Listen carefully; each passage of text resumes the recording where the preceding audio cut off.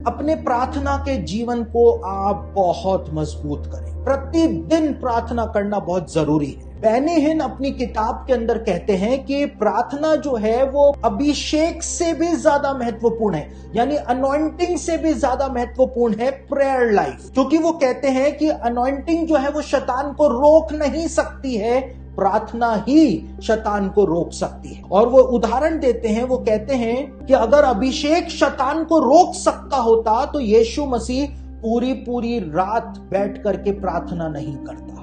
अगर आप नया नियम के चारों सुसमाचारों को पढ़ें तो उसमें लगभग 20 बार बताया गया है कि यीशु मसीह ने प्रार्थना। तो जब यीशु मसीह ने प्रार्थना करी, यानी 20 बार बताया हुआ है नए नियम के अंदर कि यीशु ने प्रार्थना करी, तो हम समझ सकते हैं कि प्रार्थना कितना ज्यादा महत्व हमारे जीवन के अंदर रखती है। अब प्रश्न ये उत्पन्न होता है, प्रार्थना तो करें पास्टर साहब, लेकिन कितनी देर करें? क्योंकि कुछ तो कहते हैं कि अगर आपने 1 घंटे प्रार्थना नहीं करी तो आप स्वर्ग नहीं जा पाएंगे। अगर आप 1 घंटे घुटने पर बैठ करके प्रार्थना नहीं करते हैं तो फिर आपका प्रार्थना करना बेकार है। तो कितनी देर हम प्रार्थना करें? देखिए, सबके सिद्धांत अलग अलग हैं। जो बोल रहे हैं कि 1 घंटे प्रार्थना करो, उन्होंने भी शुरुआत जो है छोटे समय से करी होगी। तो किसी को भी अपना आदर्श न माने। अगर आप घुटनों पर बैठ करके प्रार्थना नहीं कर सकते हैं तो आप चेयर के ऊपर बैठ करके प्रार्थना करें। अगर आप घूम करके प्रार्थना करना चाहें तो घूम करके भी प्रार्थना कर सकते हैं, क्योंकि परमेश्वर के एक महान दास हुए,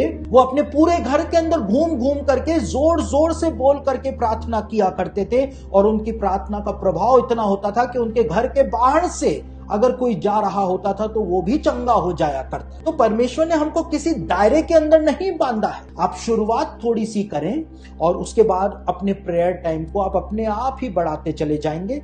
आपको कुछ भी एफर्ट्स करने की जरूरत नहीं पड़े। अपनी प्रार्थना के अंदर आप अपोस्टोलिक क्रीड को जरूर से इंक्लूड करें, क्योंकि हम कहते हैं कि प्रार्थना तो हम करते हैं, लेकिन वो प्रार्थना जो है कितनी भी कर लो, हम तो 15 मिनट से ज्यादा प्रार्थना कर ही नहीं पाते हैं पास्टर साहब, या 10 मिनट से ज्यादा कर ही नहीं पाते हैं। तो मैं आपको बता रहा हूं कि आप अपने प्रेयर टाइम को किस तरह से बढ़ा सकते हैं और किस तरह से बना सकते हैं। सबसे पहले अपोस्टोलिक क्रीड यानी प्रेरितों का विश्वास वचन आप बोलें। उसके बाद आप लॉर्ड्स प्रेयर जो है प्रभु की प्रार्थना को बोल सकते हैं। भजन संहिता का 23rd भजन और 91 भजन जो है उसको आप जरूर से अपनी प्रार्थना के अंदर इंक्लूड करें।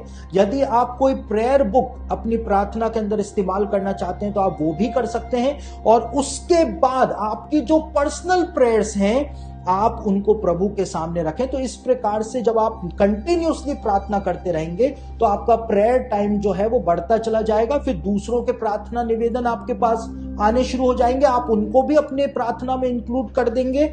इस तरह से आपका प्रार्थना का जीवन बढ़ता चला जाएगा। लेकिन शुरुआत धीमे धीमे करके करें। इसको एक प्रकार का बर्डन अपने ऊपर ना बना लें, क्योंकि प्रार्थना जब आप करेंगे तो आपको अपने अंदर एक अजीब सी शांति महसूस होगी, खुशी महसूस होगी। एक ऐसी खुशी महसूस होगी जो किसी भी प्रकार के एंटरटेनमेंट से आपको प्राप्त नहीं हो सकती। तो प्रार्थना कोई एंटरटेनमेंट नहीं है, लेकिन प्रार्थना जो है वो हमारा जीवन है।